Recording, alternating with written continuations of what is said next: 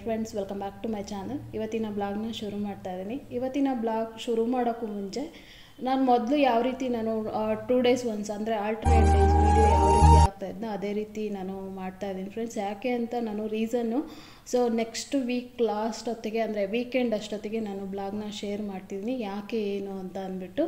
So ಇವಾಗ ಬ್ಲಾಗ್ನ ಶುರು ಮಾಡ್ತಾಯಿದ್ದೀನಿ.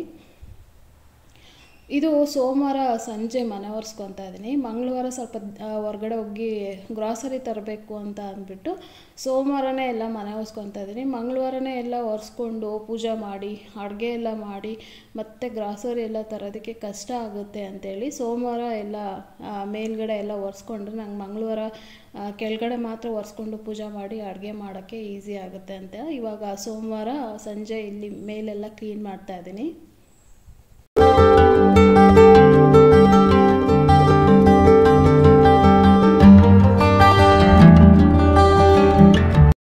ಎರಡು ತಿಂಗಳಿಂದ ಗ್ರಾಸರಿ ಎಲ್ಲ ತುಂಬ ಕಡಿಮೆ ತೊಗೊಂಡಿದ್ದೆ.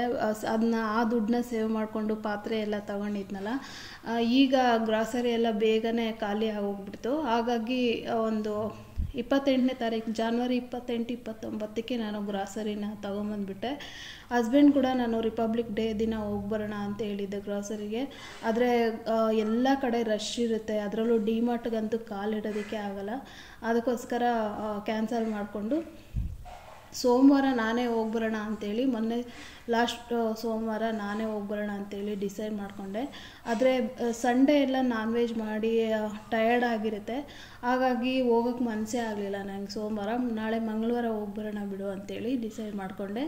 ಇಲ್ಲ ಅಂದರೆ ಮಂಗಳವಾರ ಬುಧವಾರ ಏನಾದರೂ ಹಸ್ಬೆಂಡ್ ಮನೇಲಿದ್ದರೆ ಅವ್ರನ್ನ ಕರ್ಕೊಂಡು ಹೋಗ್ಬರೋಣ ಅಂಥೇಳಿ ವೆಯ್ಟ್ ಮಾಡ್ತಾಯಿದ್ದೆ.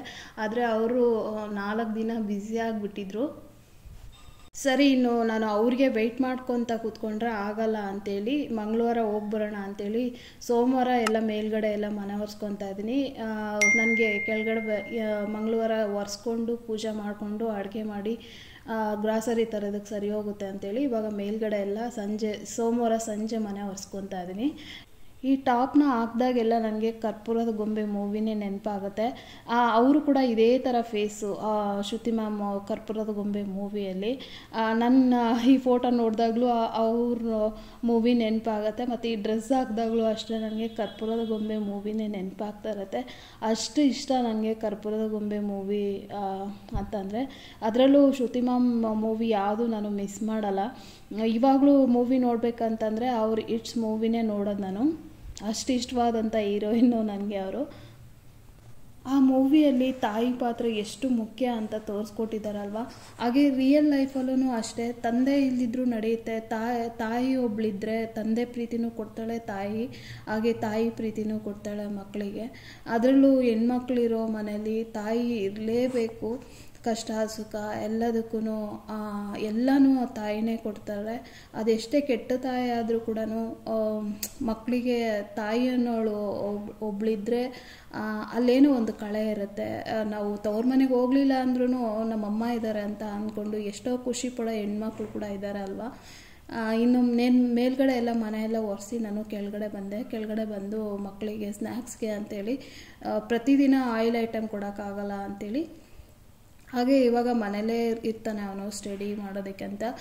ಹೊರಗಡೆ ಹೋಗಿ ಅದು ಇದು ತಗೊಬಂದು ತಿಂತಿರ್ತಾನೆ. ಅದಕ್ಕೋಸ್ಕರ ಮನೇಲೇ ಸೌತೆಕಾಯಿ ಎಲ್ಲ ಹೆಚ್ಚಿಬಿಟ್ಟು ಈ ಥರ ಸೌತೆಕಾಯಿಗೆ ಸ್ವಲ್ಪ ಪುದೀನ ಚಟ್ನಿ ಎಲ್ಲ ಹಾಕಿ ಮಿಕ್ಸ್ ಮಾಡಿ ಕೊಟ್ಟೆ. ಈ ಥರ ಮಾಡಿ ಕೊಟ್ಟರೆ ತಿಂತಾನೆ. ಸೌತೆಕಾಯಿ ತಿನ್ನೋದ್ರಿಂದ ಸ್ಕಿನ್ಗೆ ಒಳ್ಳೇದು ತಗೋ ಅಂತಂದ್ರೆ ಸಾಕು, ತಿಂದ್ಬಿಡ್ತಾನೆ. ಇನ್ನು ನೆಕ್ಸ್ಟ್ ಡೇ ಸೋಮವಾರ ಇದು. ಆಫೀಸ್ಗೆ ಬೇಗ ಹೋಗ್ತೀನಿ ಅಂತ ಹೇಳಿದ್ರು ಹಸ್ಬೆಂಡ್, ಅದಕ್ಕೋಸ್ಕರ ಉಪ್ಪಿಟ್ಟು ಮಾಡಿಬಿಟ್ಟೆ ಬೇಗ ನಾನು ಕೂಡ. ಇನ್ನು ಕೆಳಗಡೆ ಮನೆ ಒರೆಸೋದಿತ್ತು ಮಂಗಳವಾರ, ಮತ್ತು ಪೂಜೆ ಮಾಡೋದು ಅದೆಲ್ಲ ಇತ್ತಲ್ಲ, ಹಾಗಾಗಿ ಬೇರೆ ತಿಂಡಿನ ಮಾಡ್ಕೊತ ಕೂತ್ಕೊಂಡ್ರೆ ಲೇಟ್ ಆಗುತ್ತೆ ಅಂಥೇಳಿ ಉಪ್ಪಿಟ್ಟನ್ನ ಮಾಡಿದೆ ಬೇಗ. ಉಪ್ಪಿಟ್ಟು ಮಾಡಿ ಆಮೇಲೆ ಬಟ್ಟೆ ಎಲ್ಲ ವಾಶ್ಗೆ ಹಾಕೋಣ ಅಂತ ಬಂದಿದ್ದೀನಿ. ಇದು ಮಂಗಳವಾರದ ಬ್ಲಾಗು. ಬಟ್ಟೆ ಎಲ್ಲ ಬೆಳಗ್ಗೆನೇ ಹಾಕ್ಬಿಟ್ಟು ಮತ್ತು ಬೇರೆ ಕೆಲಸಗಳು ನೋಡಿಕೊಂಡ್ರೆ ಬಟ್ಟೆ ಒಂದು 10 ಗಂಟೆ ಅಷ್ಟೊತ್ತಿಗೆ ಬಟ್ಟೆ ಎಲ್ಲ ವಾಶ್ಗೆ ಆಗುತ್ತೆ. ಸಂಜೆ ಒಂದು 3, ಇವಾಗ ಬಿಸಿಲೆಲ್ಲ ಚೆನ್ನಾಗಿದೆಯಲ್ಲ, ಒಂದು 3:30, 4 ಗಂಟೆ 4:15 ಅಷ್ಟೊತ್ತಿಗೆ ಬಟ್ಟೆ ಎಲ್ಲ ಒಣಗಿರುತ್ತೆ. ಹಾಗಾಗಿ ಇವಾಗ ಬಟ್ಟೆಗಳೆಲ್ಲ ವಾಶ್ಗೆ ಹಾಕ್ತಾ ಇದ್ದೀನಿ.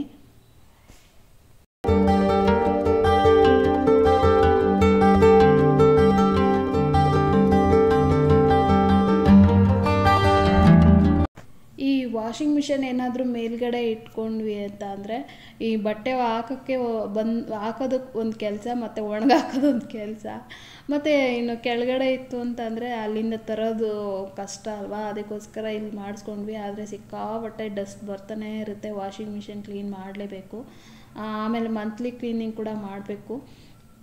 ಆಲ್ಮೋಸ್ಟ್ 1.5 ತಿಂಗಳಾಯ್ತು ನಾನು ಮಾಡೋಕ್ಕೆ ಹೋಗಿಲ್ಲ. ಸೊ ಹಾಗಾಗಿ ಈಗ ಬಟ್ಟೆ ಮಗನ ಮಾತ್ರ ಹಾಕಿದ್ದೀನಿ. ಅವನು ಮಾತ್ರ ಸಪ್ರೇಟಾಗಿ ತಂದು ಹಾಕ್ತಿರ್ತಾನೆ. ಒಟ್ಟಿಗೆ ಬಾತ್ರೂಮಲ್ಲೆಲ್ಲ ಕೂಡಾಕ್ಕೊತಾನೆ, ಒಟ್ಟಿಗೆ ತಂದು ಹಾಕ್ತಾನೆ. ಯಾವಾಗ ಸಪ್ರೇಟಾಗಿ ಅವನ ಬಟ್ಟೆ ಮಾತ್ರ ಹಾಕ್ತೀನಿ. ಇನ್ನು ನಾನು, ನನ್ನ ಮಗಳು ಮತ್ತು ನನ್ನ ಹಸ್ಬೆಂಡು ಮಿಕ್ಸ್ ಮಾಡಿ ಹಾಕ್ತಾಯಿರ್ತೀನಿ. ಅವನೊಬ್ಬನ ಬಟ್ಟೆ ಮಾತ್ರ ಸಪ್ರೇಟಾಗಿ ಹಾಕ್ತಾಯಿರ್ತೀನಿ. ಇನ್ನು ನೆಕ್ಸ್ಟು ಬಟ್ಟೆ ಎಲ್ಲ ಒಣಗಾಕಿ ಇವಾಗ ಗಿಡಗಳಿಗೆ ನೀರು ಹಾಕ್ತಾಯಿದ್ದೀನಿ. ಬೆಳಗ್ಗೆನೇ ನೀರು ಹಾಕ್ಬಿಡ್ತೀನಿ, ಮಧ್ಯಾಹ್ನ ಟೈಮ್ ಹಾಕ್ಬಾರ್ದಲ್ವ. ಸೊ ಹಾಗಾಗಿ ಇವಾಗ ಬಿಸಿಲಿರೋದ್ರಿಂದ ಬೆಳಗ್ಗೆನೇ ಎಲ್ಲ ಗಿಡಗಳಿಗೆ ನೀರು ಹಾಕ್ಬಿಟ್ಟು ಆಮೇಲೆ ಮುಂದಿನ ಕೆಲಸ ಮಾಡೋದು. ಮತ್ತು ನನಗೂ ಕೂಡ ಬಿಸಿಲಿಂದ ಸ್ವಲ್ಪ ವಿಟಮಿನ್ ಡಿ ಸಿಗುತ್ತಲ್ಲ. ಸೊ ಹಾಗಾಗಿ ಎರಡೂ ಕೆಲಸಗಳಾಗುತ್ತೆ ಅಂತ. ಒಂದು ಬಿಸಿಲಿಂದ ನಮಗೆ ವಿಟಮಿನ್ ಡಿ ಸಿಗುತ್ತೆ, ಜೊತೆಗೆ ಗಿಡಗಳಿಗೆ ನೀರು ಬಿಟ್ಟಂಗೆ ಆಗುತ್ತೆ ಅಂಥೇಳಿ ಪೈಪಲ್ಲಿ ನಿಧಾನಕ್ಕೆ ನೀರು ಬಿಟ್ಕೊಂಡು ಹಾಕ್ತಾಯಿರ್ತೀನಿ. ಫಾಸ್ಟಾಗಿ ಬಿಟ್ಟರೆ ಅಷ್ಟೊತ್ತು ಬಿಸಿಲಲ್ಲಿ ನಿಂತ್ಕೊಳ್ಳಲ್ಲ, ಬೇಗ ಮುಗಿಸ್ಬಿಟ್ಟು ಹೋಗ್ತೀನಿ ಅಂಥೇಳಿ ಪೈಪಲ್ಲಿ ಸಣ್ಣಕ್ಕೆ ನೀರು ಬಿಟ್ಕೊಂಡು ಅಲ್ಲಿ ಬಿಸಿಲಲ್ಲೇ ಇರ್ತೀನಿ. ನಮಗೆ ಟ್ಯಾನ್ ಆಗುತ್ತೆ ಅಂತ ಅಂದ್ಕೊಂಡ್ರೆ ನಮಗೆ ವಿಟಮಿನ್ ಡಿನೂ ಮುಖ್ಯ ಅಲ್ವಾ. ಹಾಗಾಗಿ ಟ್ಯಾನ್ನ ರಿಮೂವ್ ಮಾಡ್ಕೋಬೋದು, ಆದರೆ ವಿಟಮಿನ್ ಡಿ ತುಂಬ ಮುಖ್ಯ ಅಲ್ವಾ ಬಾಡಿಗೆ. ಅದಕ್ಕೋಸ್ಕರ ನಿಧಾನಕ್ಕೆ ಗಿಡಗಳಿಗೆಲ್ಲ ನೀರು ಬಿಟ್ಟು, ಸೊ ನನಗೇನಾದರೂ ಹೊರಗಡೆ ವಾಕಿಂಗ್ ಹೋಗೋದೇನಾದರೂ ಇಲ್ಲ, ಒಂದು ರೌಂಡ್ ಹೋಗ್ಬರ್ತೀನಿ. ಒಂದು ರೋಡಲ್ಲಿ ಇಲ್ಲೇ ನನಗೆ ಸಾಕಷ್ಟು ಓಡಾಡಿರ್ತೀನಿ ಮನೇಲಿ. ಹಾಗಾಗಿ ಒಂದು ರೌಂಡ್ ಹೋಗ್ಬರ್ತೀನಿ ಅಷ್ಟೇ ಸಂಜೆ ಟೈಮು. ಹೋಗೋಕ್ಕಾಗಿಲ್ಲ ಅಂತ ಅಂದರೆ ಇಲ್ಲೇ ಟೆರೆಸ್ ಮೇಲೆ 2-3 ರೌಂಡು ವಾಕಿಂಗ್ ಮಾಡ್ತೀನಿ. ವಾಕಿಂಗ್ ಮಾಡೋದ್ರಿಂದ ಬಾಡಿಗೆ ಎನರ್ಜಿ ಸಿಗುತ್ತೆ. ಹಾಗಾಗಿ ಮತ್ತು ಓಡಾಡದೆ ಸುಮ್ಮನೆ ಇದ್ದಾಗ ಯಾವತ್ತಾದರೂ ಒಂದಿನ ಹೊರಗಡೆ ಹೋದಾಗ ನಮ್ಗೆ ನಡೆಯೋದಕ್ಕೆ ಆಗಲ್ಲ, ಸುಸ್ತಾಗ್ತಾ ಇರುತ್ತೆ. ಅದಕ್ಕೋಸ್ಕರ ವಾಕಿಂಗ್ ಮಾಡಲೇಬೇಕು. ಅಟ್ಲೀಸ್ಟ್ 2-3 ರೌಂಡ್ ಆದರೂ ನಮ್ಮ ಮನೆ ಹತ್ರನೇ ವಾಕಿಂಗ್ ಮಾಡಿದ್ರೆ ಒಳ್ಳೆಯದು. ಹಾಗೆ ಬಾಡಿಗೆ ಎನರ್ಜಿ ಕೂಡ ಸಿಗುತ್ತೆ. ಈಗ ಗಿಡಗಳಿಗೆಲ್ಲ ನೀರು ಬಿಟ್ಟು ಸ್ನಾನ ಇವಾಗ ಬಿಸಿಲು ತುಂಬಾ ಇರುತ್ತಲ್ಲ, ಬಿಸಿ ನೀರು ಬರ್ತಾ ಇರುತ್ತೆ. ಇವಾಗ ಬೆಂಗಳೂರಲ್ಲಿ ಸ್ವಲ್ಪ ಚಳಿ ಇದೆ, ಊರುಗಳ ಕಡೆ ಎಲ್ಲ ಸಿಕ್ಕಾಪಟ್ಟೆ ಸೆಕೆ. ಇವಾಗಲೇ ಭಯಂಕರವಾಗಿ ಬಿಸಿಲು ಸೆಕೆ ಇದೆ. ಇನ್ನು ಬೇಸಿಗೆಗಾಲದಲ್ಲಿ ಅದು ಹೆಂಗಿರುತ್ತೋ ಗೊತ್ತಿಲ್ಲ. ಆದರೆ ಬೆಂಗಳೂರಲ್ಲಿ ಸ್ವಲ್ಪ ಚಳಿ ಅನಿಸುತ್ತೆ. ಊರುಗಳ ಕಡೆ ಅಂತೂ ಶುರುವಾಗ್ಬಿಟ್ಟಿದೆ ಬೇಸಿಗೆ. ಸೊ ಇವಾಗ ಬಿಸಿಲು ಚೆನ್ನಾಗಿದೆಯಲ್ಲ, ಬಿಸಿ ನೀರು ಬರ್ತಿತ್ತು. ಬಿಸಿ ಸ್ನಾನ ಮಾಡ್ಕೊಂಡ್ಬಿಡ್ತೀನಿ ನಾನು. ತಲೆಗಾದರೆ ಸ್ವಲ್ಪ ಬೆಚ್ಚಗಿರೋ ಅಂಥ ನೀರನ್ನ ತಲೆಗೆ ಸ್ನಾನ ಮಾಡ್ತೀನಿ. ಮೈಗೆ ಏನಾದ್ರು ಮಾಡೋದು ಇತ್ತು ಅಂತಂದರೆ ಬಿಸಿ ಸ್ನಾನ ಮಾಡಿಬಿಡ್ತೀನಿ. ಯಾಕೆಂದರೆ ಕೆಲಸ ಮಾಡಿದ್ರೆ ಬಾಡಿ ಎಲ್ಲ ಟಯರ್ಡ್ ಆಗಿರುತ್ತಲ್ಲ, ಆ ಟಯರ್ಡೆಲ್ಲ ಹೋಗ್ಬೇಕಂದ್ರೆ ಬಿಸಿ ನೀರು ಸ್ನಾನ ಮಾಡಿದ್ರೇ ಬಾಡಿ ಪೇಯ್ನ್ ಅನ್ನೋದು ಹೋಗೋದು. ಅದಕ್ಕೋಸ್ಕರ ಬಿಸಿ ಸ್ನಾನ ಮಾಡ್ಕೊಂಬಂದು ಇವಾಗ ಪೂಜೆನ ಮಾಡ್ತಾಯಿದ್ದೀನಿ, ಮಂಗಳವಾರದ ಪೂಜೆ. ಸೊ ಎಲ್ಲ ಹೂವು ತುಂಬಾ ಸಿಕ್ಕಿತ್ತು ಟೆರೆಸ್ ಮೇಲೆ. ಎಲ್ಲ ಹೂವಿನ ಅಲಂಕಾರ ಮಾಡಿ ಪೂಜೆ ಮಾಡೋಷ್ಟೊತ್ತಿಗೆ ಆಲ್ಮೋಸ್ಟ್ ನನಗೆ 11:30-11:45 ಆಗೋಗ್ಬಿಡ್ತು. ಸೊ ಅಲ್ಲಿ ಮೇಲ್ಗಡೆ ಸ್ವಲ್ಪ ಕೆಲಸಗಳು ಇತ್ತು, ಹಾಗಾಗಿ ಲೇಟ್ ಆಯಿತು ಅಷ್ಟೇ. ಬಟ್ಟೆ ಒಣಗಾಕಿ ಮತ್ತು ಗಿಡಗಳಿಗೆಲ್ಲ ನೀರು ಬಿಟ್ಟು ಒಂಚೂರು ವಾಕಿಂಗ್ ಮಾಡಿ ಮತ್ತೆ ಬರೋಷ್ಟೊತ್ತಿಗೆ ಅಷ್ಟೊತ್ತಾಯಿತು. ಮನೆಯೆಲ್ಲ ಒರೆಸಿ ಪಾತ್ರೆ ಎಲ್ಲ ವಾಶ್ ಮಾಡಿ ಪೂಜೆ ಮಾಡೋಷ್ಟೊತ್ತಿಗೆ ಒಂದೊಂದು ಟೈಮ್ ಆಗುತ್ತೆ, ಏನೂ ಮಾಡೋಕ್ಕಾಗಲ್ಲ. ಸೊ ಹಾಗೆ ಇವತ್ತು ಪೂಜೆ ಹೂವಿನ ಅಲಂಕಾರ ಮಾಡ್ಕೊಂಡಿದ್ದೀನಲ್ಲ, ಇದೆಲ್ಲ ಹೂವು ಟೆರೆಸ್ ಮೇಲೆ ಬಿಟ್ಟಿದ್ದು. ಈ ರೋಸಾ ಹೂವು ಮತ್ತು 2-3 ಸೇವಂತಿಗೆ ಹೂವು ಹೊರಗಡೆ ಅಷ್ಟೇ ತೊಗೊಂಡಿದ್ದು. ಸೊ ಇದೆಲ್ಲ ಹೂವನ್ನು ಟೆರೆಸ್ ಮೇಲೇ ಕಿತ್ಕೊಂಬಂದು ಹೂವಿನ ಅಲಂಕಾರ ಮಾಡ್ಕೊಂಡಿದ್ದೀನಿ. ಹೇಗಿದೆ ಅಂತ ಕಮೆಂಟ್ ಬಾಕ್ಸಲ್ಲಿ ಕಮೆಂಟ್ ಮಾಡಿ. ಅಂದರೆ ನನಗೆ ಹೇಗೆ ಅನಿಸುತ್ತಾ ಹಾಗೆ ಮಾಡ್ಕೊಂಡಿರ್ತೀನಿ. ಇನ್ನು ಇಲ್ಲಿ ತೋರಿಸ್ತಾ ಇರೋಂಥ ಫೋಟೋ ಬಂದು ಬ್ರಹ್ಮಲಿಂಗೇಶ್ವರ ದೇವರು ಅಂತ. ಈ ಚಿಕ್ಕ ಫೋಟೋ ಇದು ಕೊಲ್ಲೂರು ಹತ್ರ ಬರುತ್ತೆ ದೇವಸ್ಥಾನ. ತುಂಬ ಪವರ್ಫುಲ್ ಟೆಂಪಲ್ ಇದು. ಮಾರನಕಟ್ಟೆ, ಇದು ಶ್ರೀ ಕ್ಷೇತ್ರ ಮಾರನಕಟ್ಟೆ. ನಾವು ತುಂಬ ಹೋಗ್ತಾ ಇದ್ವಿ ಮೊದಲು. ಸೊ ಇವಾಗ ಮಕ್ಕಳು ಕಾಲೇಜ್ಗೆ ಯಾವಾಗ ಹೋಗೋಕ್ಕೆ ಶುರು ಮಾಡಿದ್ರು ಆವಾಗಿಂದ ನಾವು ಎಲ್ಲೂ ಈ ಟ್ರಿಪ್ಗಳಾಗಿರ್ಬೋದು, ರೆಸಾರ್ಟ್ಗೂ ಅಷ್ಟೇ ಇಷ್ಟೊತ್ತಿಗೆ 2 ಸಲ ಹೋಗಿ ಬರ್ತಿದ್ವಿ. ಆದರೆ ಮಕ್ಕಳು ಸ್ವಲ್ಪ ಕಾಲೇಜ್ ಮೆಟ್ಲು ಹತ್ತಿದ ತಕ್ಷಣ ರಜೆಗಳೇ ಇರೋದಿಲ್ಲ, ಹಾಗಾಗಿ ಎಲ್ಲೂ ಹೋಗೋಕ್ಕಾಗ್ತಾ ಇಲ್ಲ ನಮಗೆ. ತಿರುಪತಿಗೂ ಕೂಡ ಅಷ್ಟೇ, ವರ್ಷ ನಾವು ಜನವರಿ ಎಂಡು ಇಲ್ಲ ಅಂದರೆ ಜನವರಿ ಫಸ್ಟ್ ವೀಕಲ್ಲೇ ಹೋಗ್ಬಿಡ್ತಿದ್ವಿ. ಸೊ ಈ ಸಲ ಎಲ್ಲೂ ಹೋಗೋಕ್ಕಾಗಿಲ್ಲ. ಸೊ ಮಕ್ಕಳದ್ದು ಎಜುಕೇಷನ್ ಹೈಯರ್ ಆಗ್ತಾ ಎಲ್ಲೂ ಹೋಗೋಕ್ಕಾಗಲ್ಲ. ಸೊ ಇವಾಗ ಕೊಲ್ಲೂರಿಗೆ ಹೋಗಿನೂ ಅಷ್ಟೇ ತುಂಬ ದಿನ ಆಯಿತು. ಸೊ ಈ ಮಾರನಕಟ್ಟೆಯಲ್ಲಿ ತುಂಬ ಚೆನ್ನಾಗಿ ಪೂಜೆ ಮಾಡಿಕೊಡ್ತಾರೆ. ಅಂದರೆ ಇದು ಶತ್ರುಗಳಿರ್ತಾರಲ್ವ, ಅದಕ್ಕೋಸ್ಕರ ತುಂಬಾ ಪೂಜೆ ಮಾಡಿಕೊಡ್ತಾರೆ ಅಲ್ಲಿ. ಇನ್ನು ನೆಕ್ಸ್ಟು ನಾನು ಪೂಜೆ ಎಲ್ಲ ಮಾಡಿ ಮಧ್ಯಾಹ್ನ ಅಡುಗೆ ಮಾಡಿ ಊಟ ಮಾಡಿ ಸ್ವಲ್ಪ ರೆಸ್ಟ್ ಮಾಡಿ ಒಂದು 3:30ಗೆ ಡಿ-ಮಾರ್ಟ್ಗೆ ಬಂದ್ವಿ ನಾನು ನನ್ನ ಮಗಳು. ಸೊ ಇವಾಗ ಗಾಡಿ ಪಾರ್ಕ್ ಮಾಡ್ತಾ ಇದ್ದೀನಿ. ಗ್ರಾಸರಿ ಎಲ್ಲ ಕೆಳಗಡೆ ತಗೊಂಡು ಆ ಟ್ರಾಲಿನ ಅಲ್ಲಿ ಪಾರ್ಕ್ ಮಾಡಿಬಿಟ್ಟು ಇಲ್ಲಿ ಇವಾಗ ಮೇಲ್ಗಡೆ ಸೆಕ್ಷನ್ಗೆ ಬಂದಿದ್ದೀವಿ. ಹೆಣ್ಮಕ್ಳು ಬುದ್ಧಿ ಗೊತ್ತಲ್ಲ, ಪಾತ್ರೆ ಸಾಮಾನು ಬಟ್ಟೆಗಳ ನೋಡಿದ್ರೆ ಒಂದು ರೀತಿ ಏನೋ ಗ್ರಾಸರಿ ಶಾಪಿಂಗ್ ಕಂಪ್ಲೀಟ್ ಅಂತ ಅನಿಸೋದು. ನನಗೆ ಏನೋ ಬೇಕಾಗಿತ್ತು, ಅದಕ್ಕೋಸ್ಕರ ಮೇಲ್ಗಡೆ ಬಂದ್ವಿ. ಪಿಲ್ಲೋ ಕವರ್ ಬೇಕಾಗಿತ್ತು ನನಗೆ.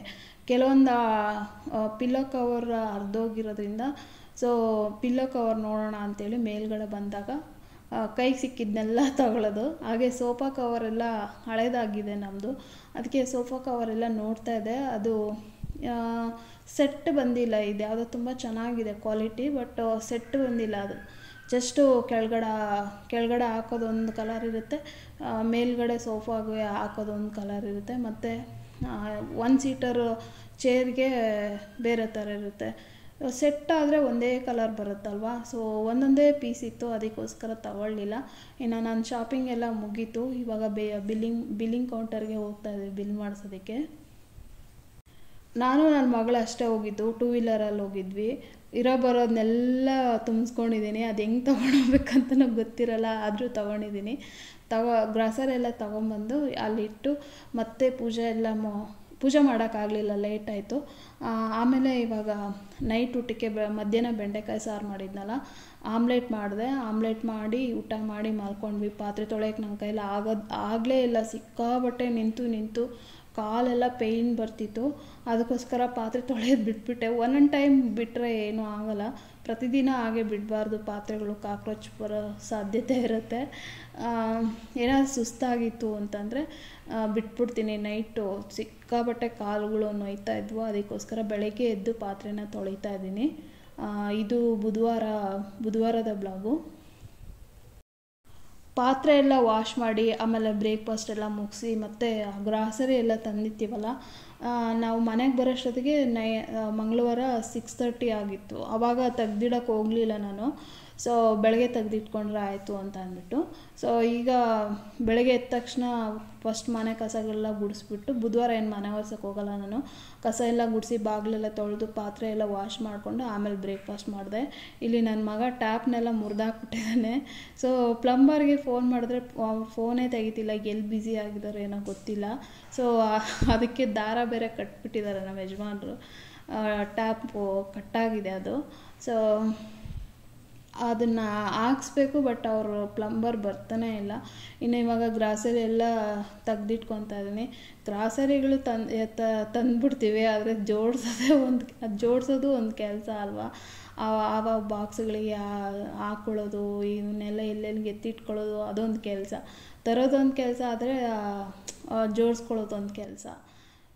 ಕೊನೆಗೆ ನಾನೇ ಹೋಗಿ ಗ್ರಾಸರಿ ತೊಗೊಂಬಂದ್ಬಿಟ್ಟೆ. ಕೆಲವೊಂದು ಟೈಮ್ ಅವ್ರುಗಳು ಬ್ಯುಸಿ ಆದಾಗ ಏನು ಮಾಡೋಕ್ಕಾಗಲ್ಲ, ನಾವೇ ಎಲ್ಲ ನಾನೇ ಮಾಡ್ಕೊಂಡ್ಬಿಡ್ತೀನಿ, ಡಿಪೆಂಡ್ ಆಗೋಕ್ಕೆ ಹೋಗಲ್ಲ. ಅವರು ಹೇಳ್ತಿರ್ತಾರೆ ಯಾವಾಗಲೂ ಎಲ್ಲದಕ್ಕೂ ಡಿಪೆಂಡ್ ಆಗಿರಬಾರ್ದು. ಮತ್ತು ನನಗೆ ಯಾವಾಗಲೂ ಹೇಳೋದೊಂದೇ ಅವರು, ಪ್ರೆಸೆಂಟ್ ಆಫ್ ಮೈಂಡ್ ಇರಬೇಕು ಯಾವಾಗಲೂ. ನಿಮ್ಗೆ ಅದೊಂದು ಸ್ವಲ್ಪ ಕಡಿಮೆ ಇದೆ, ಅದನ್ನು ಬಿಲ್ಡ್ ಮಾಡ್ಕೊ ಅಂತ ಹೇಳ್ತಾನೆ ಇರ್ತಾರೆ. ಯಾವಾಗಲೂ ಪ್ರೆಸೆಂಟ್ ಆಫ್ ಮೈಂಡು ನಿಮಗೆ ಇರೋದಿಲ್ಲ, ಅದನ್ನು ನೀನು ಸ್ವಲ್ಪ ಬಿಲ್ಡ್ ಮಾಡಿಕೊಂಡ್ರೆ ಚೆನ್ನಾಗಿರುತ್ತೆ ಅಂತ ಹೇಳ್ತಾನೆ ಇರ್ತಾರೆ ಅವರು. ಸೊ ನಾನು ಅದನ್ನು ಸ್ವಲ್ಪ ನನಗೆ ಕಮ್ಮಿ ಅಂತ ಹೇಳ್ಬೋದು. ಈಗ ಗ್ರಾಸರಿಗಳೆಲ್ಲ ತೊಗೊಬಂದಿದ್ವಿ, ನನ್ನ ಮಗಳನ್ನೇನಾದ್ರು ಕರ್ಕೊಂಡೋಗ್ಬಿಟ್ರೆ ಕೈಗೆ ಸಿಕ್ಕಿದ್ನೆಲ್ಲ ತಗೊತಿರ್ತಾಳೆ. ಸೊ ನನಗೂ ತೊಗೊಳಕ್ಕೆ ಇಷ್ಟ, ಆದ್ರೂ ನೋಡ್ಕೊಂಡು ತಗೊತಿರ್ತೀನಿ. ಕೆಲವೊಂದಷ್ಟು ಫ್ರಿಜ್ಜಿಗೆ ಗ್ಲಾಸ್ ಬಾಟಲ್ಸ್ ಕೂಡ ತೊಗೊಂಬಂದಿದ್ದೀನಿ. ನಾನು ಈ ಪ್ಲಾಸ್ಟಿಕ್ ಕ್ಯಾಪ್ ಬಂದಿದೆ ಬೇಡ ಅಂಥೇಳಿ ಗ್ಲಾಸ್ ಕ್ಯಾಪ್ ಇರೋದನ್ನೇ ತೊಗೊತಾ ಇದ್ದೆ. ನನ್ನ ಮಗಳು ಒಂಥರ ಅವ್ರ ಅಪ್ಪನ ಥರನೇ ಎಲ್ಲ ಒಳ್ಳೊಳ್ಳೆ ಐಟಮ್ಸ್ನೇ ಚೂಸ್ ಮಾಡ್ತಿರ್ತಾಳೆ. ನಾನಿನ್ನು ಅಷ್ಟೊಂದು ಒಳ್ಳೆ ಐಟಮ್ನ ಚೂಸ್ ಮಾಡಲ್ಲ ಅಂತ ಹೇಳ್ಬೋದು. ನನ್ನ ಮಗಳಿಗೆ ಅಷ್ಟು ಅಂದರೆ ಅವ್ರ ಅಪ್ಪನ ಥರನೇ ಸೇಮು. ಸೊ ಅವಳು ಏನೋ ಒಂದು ಸ್ವಲ್ಪ ಗ್ಲಾಸೆಲ್ಲ ತೊಗೊಂಬಂದಿದ್ದಾಳೆ. ಈ ಗ್ರೀನ್ ಟೀ ಮತ್ತು ಇದನ್ನೆಲ್ಲ ಕುಡಿತಾ ಇರ್ತಾಳೆ. ಕಾಫಿ ಟೀ ಏನು ಅಭ್ಯಾಸ ಮಾಡಿಸಿಲ್ಲ ಇಬ್ರಿಗೂ. ಅವಳು ಮಾತ್ರ ಗ್ರೀನ್ ಟೀ ಕುಡಿತಾ ಇರ್ತಾಳೆ. ಸ್ವಲ್ಪ ದಪ್ಪ ಇರೋದ್ರಿಂದ ಗ್ರೀನ್ ಟೀನ ಕುಡಿತಾಳೆ ಅವಳು. ಹಾಗಾಗಿ ಕಪ್ಸ್ ತೊಗೊಂಬಂದ್ವಿ. ಆಮೇಲೆ ಒಂದು 4 ಗ್ಲಾಸ್ ಚಿಕ್ಕದು ಬಾಕ್ಸ್ನ ತೊಗೊಂಬಂದಿದ್ದೀನಿ. ಈ ಗರಂ ಮಸಾಲ, ಜೀರಾ ಪೌಡರು ಮತ್ತು ಇದು ಕಾಳು ಮೆಣಸಿನ ಪೌಡ್ರು ಅದನ್ನೆಲ್ಲ ಹಾಕ್ಕೊಳ್ಳೋಣ ಅಂತ. ಸೊ ಇಲ್ಲಿ ಸೌತೆಕಾಯಿ ಪೀಲರ್ನ ನಾನು ಲಾಸ್ಟ್ ಟೈಮು ತರಕಾರಿ ಹೆಚ್ಚಿಬಿಟ್ಟು ಡಸ್ಟ್ಬಿನ್ಗೆ ಹಾಕ್ಬಿಟ್ಟಿದ್ದೀನಿ ಮರೆತುಬಿಟ್ಟು. ಅದಕ್ಕೆ ಅದು ಇರಲಿಲ್ಲ ಅಂಥೇಳಿ ಇವಾಗ ಹೊಸದು ತೊಗೊಂಬಂದ್ವಿ. ಇಲ್ಲಿ ಒಂದು 3 ಥರ ಪೀಲ್ ಮಾಡೋದು ಕೊಟ್ಟಿದ್ದಾರೆ. ತುಂಬ ಚೆನ್ನಾಗಿದೆ ಇದು. ಈ ಥರ ನಾವು ತರಕಾರಿ ಏನಾದರೂ ಹಸಿ ತರಕಾರಿ ಏನಾದರೂ ತಿನ್ನಬೇಕು ಅಂತಂದರೆ ಈ ಥರ ಕಟ್ ಮಾಡ್ಕೊಳ್ಳೋಕ್ಕೆ 3 ಥರ ಆಪ್ಷನ್ಸ್ ಕೊಟ್ಟಿದ್ದಾರೆ. ತುಂಬ ಇಷ್ಟ ಆಯ್ತು ನನಗೆ. ಈ ನೋಡ್ತಾ ಇರ್ಬೋದು ಕ್ಯಾರೆಟ್ ಎಲ್ಲ ಎಷ್ಟು ಚೆನ್ನಾಗಿ ತರಕಾರಿ ಸಾಲಡ್ ಎಲ್ಲ ಮಾಡೋಕ್ಕೆ ಕಟ್ ಮಾಡ್ತಾರಲ್ವ. ಈ ಕ್ಯಾಬೇಜ್ ಆಗಿರ್ಬೋದು, ಕ್ಯಾರೆಟ್ ಆಗಿರ್ಬೋದು ಮತ್ತು ಸೌತೆಕಾಯಿನ ಎಲ್ಲ ಈ ಥರ ಹೋಟೆಲಲ್ಲೆಲ್ಲ ಹಸಿ ತರಕಾರಿನ ಅದ್ರ ಕೆಳಗಡೆ ಎಲ್ಲ ಡೆಕೋರೇಷನ್ ಮಾಡಿ ಮೇಲ್ಗಡೆ ಚಿಕನ್ ಐಟಮ್ ಎಲ್ಲ ಕೊಡ್ತಾರಲ್ಲ, ಆ ಥರ ಮಾಡ್ಕೊಳ್ಳೋದಕ್ಕೆ ಈ ಪೀಲರಲ್ಲಿದೆ. ಈ ಪೀಲರ್ ಕಾಸ್ಟ್ ಬಂದು ಬರೀ 89 ರುಪೀಸು. ನನಗೆ ತುಂಬ ಇಷ್ಟ ಆಯಿತು ಮತ್ತು ವರ್ತ್ ಅಂತ ಅನ್ನಿಸ್ತು. ಹಾಗೆ ಇವಾಗ ವಾಟರ್ ಬಾಟಲ್ ಕೂಡ ಕ್ಲೀನ್ ಮಾಡ್ಕೊತಾ ಇದ್ದೀನಿ. ಒಂಥರ ಬಾಟಲೆಲ್ಲ ಒಂದು ತಿಂಗಳು ಹಾಗೆ ಬಿಟ್ಬಿಟ್ವಿ ಅಂತಂದರೆ ಒಂಥರ ರೆಡ್ಡಿಗೆ ಪಾಚಿ ಕಟ್ಟದಂಗೆ ಇರುತ್ತೆ. ಅದಕ್ಕೆ ಸ್ವಲ್ಪ ನಿಂಬೆಹಣ್ಣು ಜ್ಯೂಸ್ ಹಾಕ್ಬಿಟ್ಟು ಬಿಸಿನೀರಲ್ಲಿ ತೊಳಿತಾ ಇದ್ದೀನಿ. ಈ ಟ್ಯಾಪಲ್ಲಿ ಬಿಸಿನೀರು ಬರುತ್ತೆ, ಹಾಟ್ ವಾಟರು ಇದೆ, ಕೋಲ್ಡು ಇದೆ. ಸೊ ಬಿಸಿನೀರು ಹಾಕಿ ತೊಳ್ಕೊತಾ ಇದ್ದೀನಿ. ಹಾಗೆ ಹೊಸ ಕಪ್ಸ್ ಏನು ತಂದಿದ್ವಿ ಅದು ಮತ್ತು ಬಾಟಲ್ ಒಂದು 4 ಬಾಟಲ್ ಕೂಡ ತೊಗೊಂಬಂದಿದ್ದೀನಿ. ಸೊ ಫ್ರಿಜ್ಜಲ್ಲಿ ಸ್ಟೋರ್ ಮಾಡ್ಕೊಳ್ಳೋಣ ಅಂತೇಳ್ಬಿಟ್ಟು. ಹಾಗೆ ಕರ್ಪೂರದ ಗೊಂಬೆ ಮೂವಿ ಯಾರಿಗೆಲ್ಲ ಇಷ್ಟ ಅಂತ ಕಮೆಂಟ್ ಬಾಕ್ಸಲ್ಲಿ ಕಮೆಂಟ್ ಮಾಡಿ. ಅದರಲ್ಲಿ ತಾಯಿ ಪಾತ್ರ ಎಷ್ಟು ಮುಖ್ಯ ಅಂತ ತಿಳಿಸ್ಕೊಟ್ಟಿದ್ದಾರೆ. ತಾಯಿ ಇಲ್ಲ ಅಂದರೆ ಹೆಣ್ಮಕ್ಳು ಅದೆಷ್ಟು ಸಫರ್ ಆಗ್ತಾರೆ ಅಲ್ವಾ. ಸೊ ಎಂಥ ಕೆಟ್ಟ ತಾಯಿ ಆದರೂ ಪರವಾಗಿಲ್ಲ, ನಾವು ಅವ್ರ ಋಣ ತೀರಿಸಲೇಬೇಕು. ತಾಯಿ ಅನ್ನೋದು ಅಷ್ಟು ಈ ಜಗತ್ತಿನಲ್ಲಿ ತಾಯಿಗಿಂತ ದೊಡ್ಡದು ಯಾವುದಿಲ್ಲ ಅಂತ ಹೇಳ್ತಾರಲ್ವ.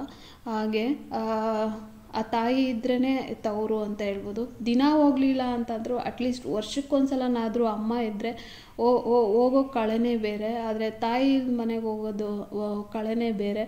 ತಂದೆ ಇದ್ರೂ ತಾಯಿ ಸ್ಥಾನ ಕೊಡೋಕ್ಕಾಗಲ್ಲ. ಹೆಣ್ಮಕ್ಳಿಗೆ ಅಮ್ಮ ಇದ್ರೇ ತವರು ಅಲ್ವಾ.